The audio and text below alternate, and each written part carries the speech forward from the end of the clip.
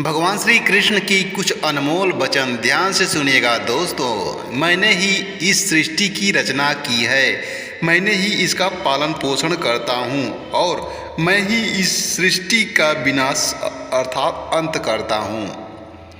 जब जब संसार में धर्म की हार होगी और अधर्म की विजय होगी, तब तब मैं इस संसार पर अवतार लूँगा। धर्म से कर्म होता है, कर्म के बिना अधर्म की कोई परिभाषा नहीं है।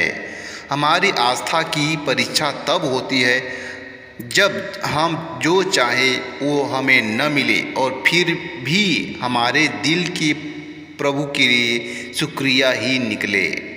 लोग अक्सर सच कहते और बचते हैं और या डरते हैं, पर सत्य कभी छुप नहीं सकता और न ही कभी मिट सकता है।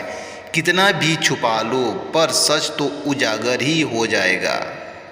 अहंकार से इंसान की प्रतिष्ठा, वंश, वैभव तीनों ही समाप्त हो जाते हैं।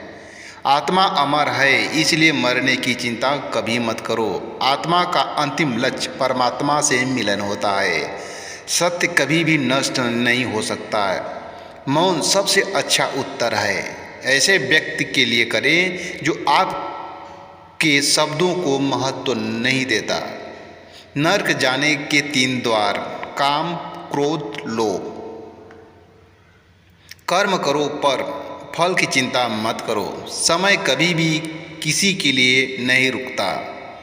व्यक्ति जो भी चाहे वो बन सकता है यदि वह विश्वास के साथ इच्छुक वस्तु पर लगातार चिंतन करे।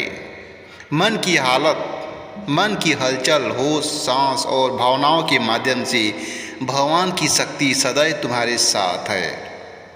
शांत रहने से सभी दुखों का अंत हो जाता है और शांत मन मनुष्य की बुद्धि को क्रोध शीघ्र ही स्थिर करने में और परमात्मा को मिलन करने में सहायता करती है।